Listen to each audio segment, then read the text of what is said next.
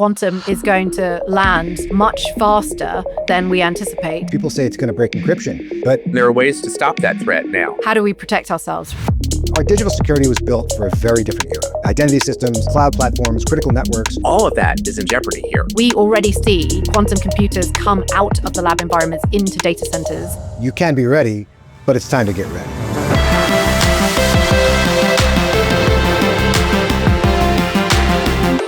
Welcome to Interconnected, the show from Equinix that explores the hidden infrastructure powering our connected world. I'm Dekhayser, and in our last episode, we explored the rise of quantum computing, how it's leaving the lab and starting to influence real industries.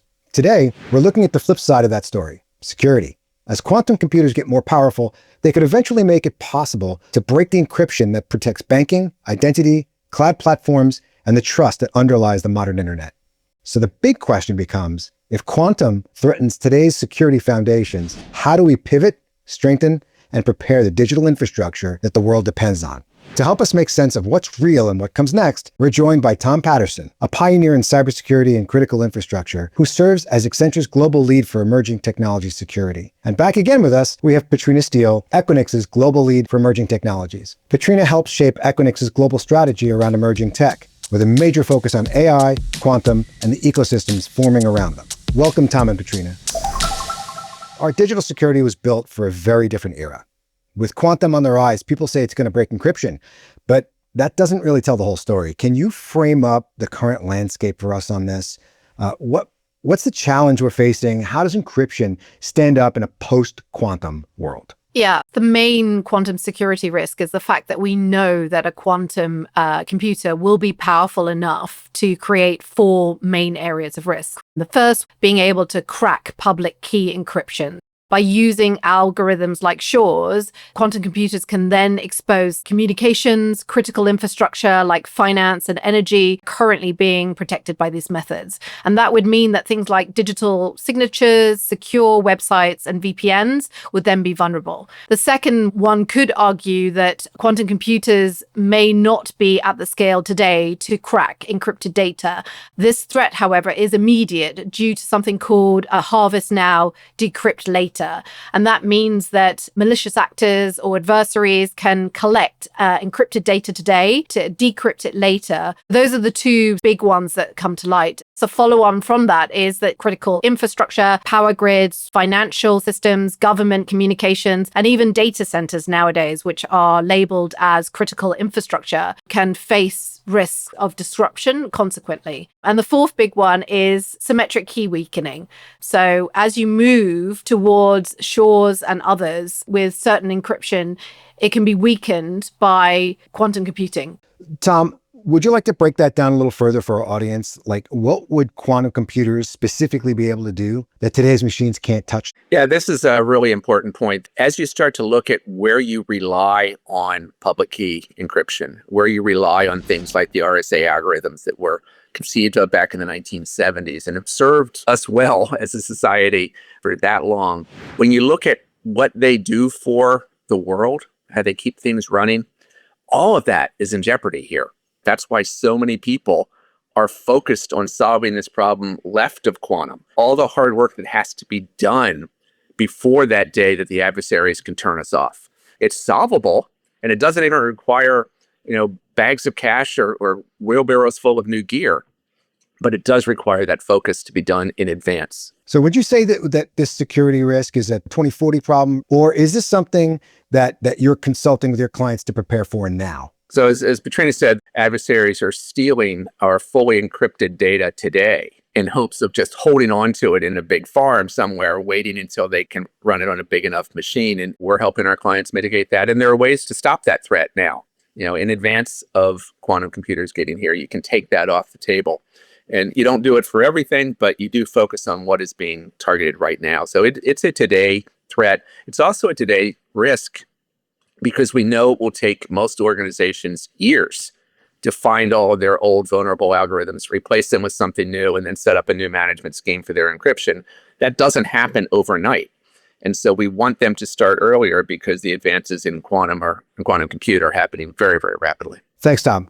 Let's get into the infrastructure side of things. Petrina, if you were prioritizing areas of risk, which part of the digital infrastructure let's say identity systems, cloud platforms, critical networks.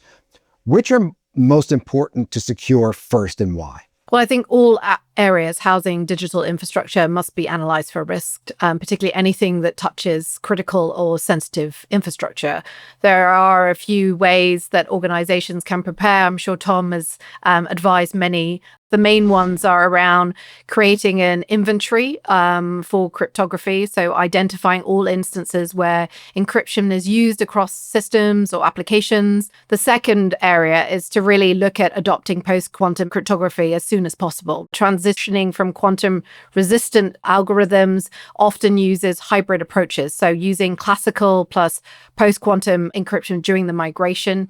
And then the third area is to just plan for the future, develop roadmaps, allocate resources, and train personnel. As migrating takes time, you need to engage with all your suppliers and make sure all your third-party vendors are also addressing these quantum risks. So when it comes to the infrastructure layers where encryption, identity, and trust actually live, what practical steps can organizations take right now to start preparing from this at an infrastructure layer? Yeah, I mentioned that this doesn't require bags of cash and wheelbarrows full of new gear.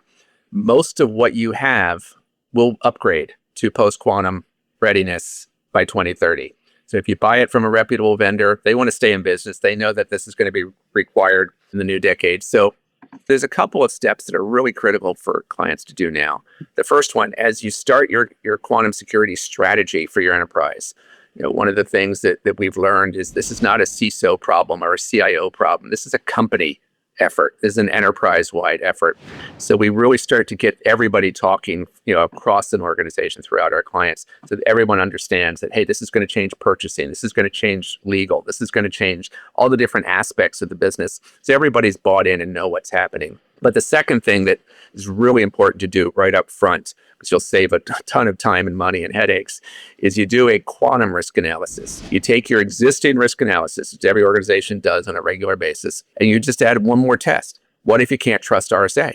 And if your security is because, well, it's okay, this is encrypted with RSA, then you need to change your level of risk. And as security professionals, we all know how to deal with risk. You see a risky thing, there's a countermeasure for it. You figure out the best way to implement that and you move forward.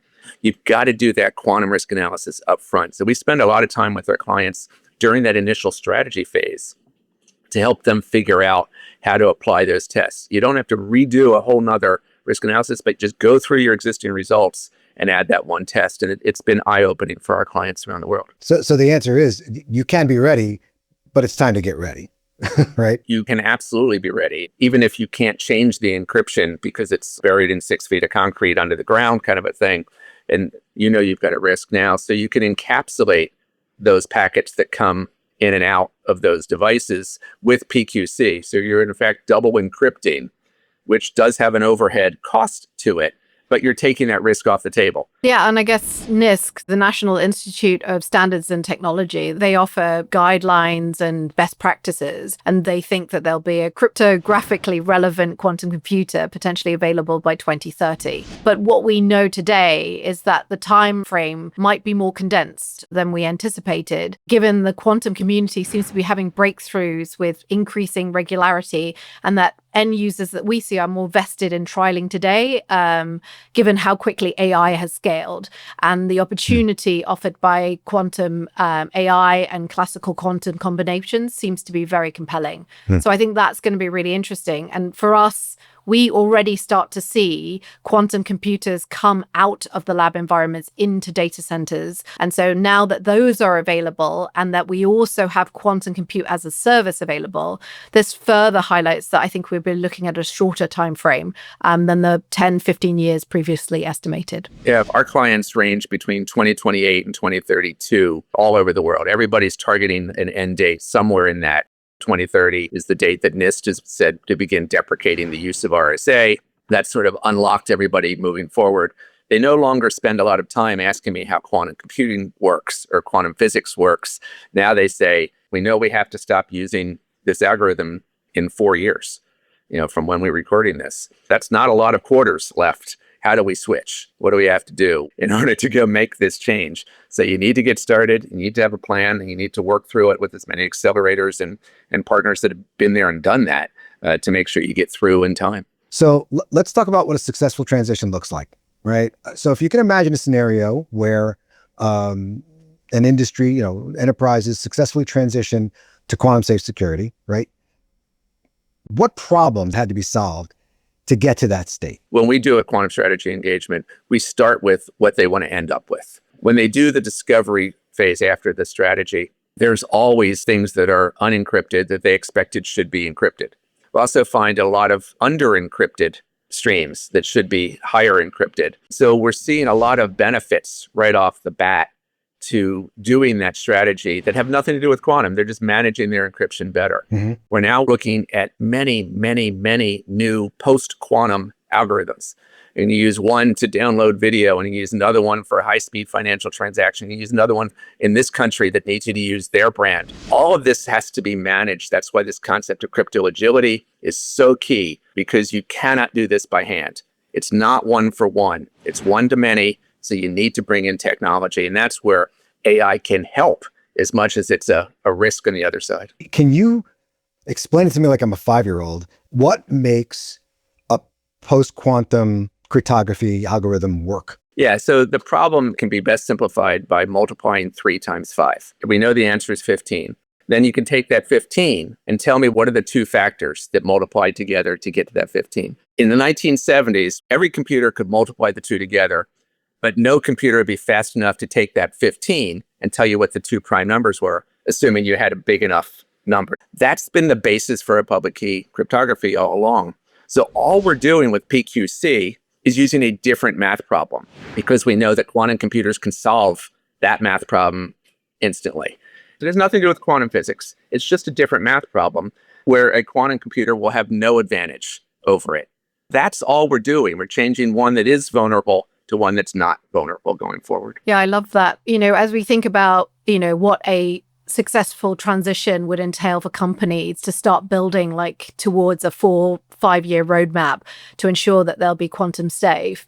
I always see it as 2 sides of a coin. You have the enablement side, which is how can we get access to quantum computers? How can we get quantum as a service? How can we enable these quantum computers to scale from the lab into more open environments, real life data centers? And then the flip side is, how do we protect ourselves, right? How do we protect ourselves and make sure that we are quantum safe, that any of our critical infrastructure, our financial systems, everything there is 100% reliable, that any of our distributed data or anything that's open is encrypted and is fortified. An interesting thing that we're learning from our quantum platform providers is in their model, when they sell a quantum computer, they also almost sell a quantum engineer with that computer. So that quantum engineer stays with that company for a period of 2 or 3 years while they work through how to use quantum and then all of the encryption methods around it. So that's why we also see now quantum encryption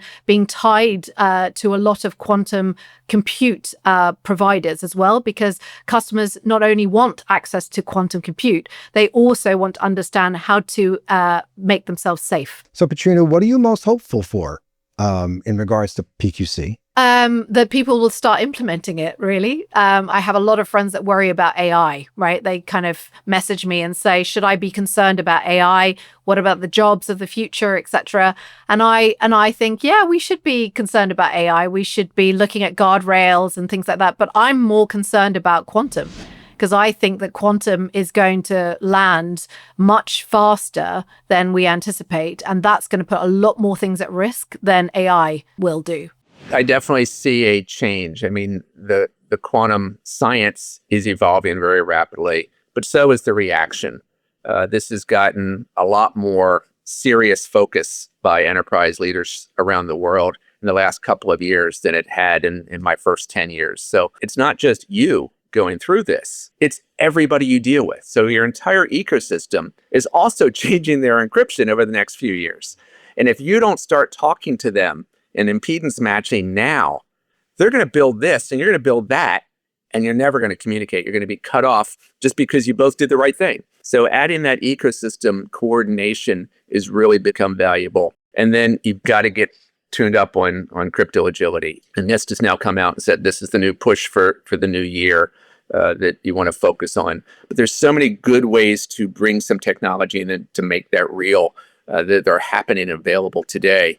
Don't wait on a quantum computer. Don't worry that the bad guys aren't going to be able to afford a quantum computer and know how to build one. You can already buy, it's $100 a minute to run tests on quantum code. So we know the adversaries are going to be there. The moment the power is there, they're going to be on it. They're going to be using it adversarially. So as Petrina said, start early, get this thing done. You've got 4 years worth of quarters left to be ready in a best case.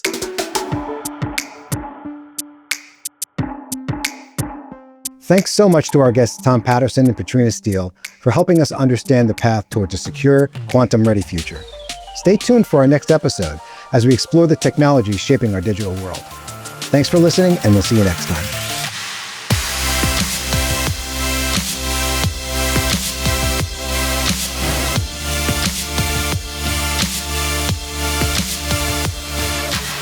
You can find Interconnected on YouTube and wherever you get your podcasts.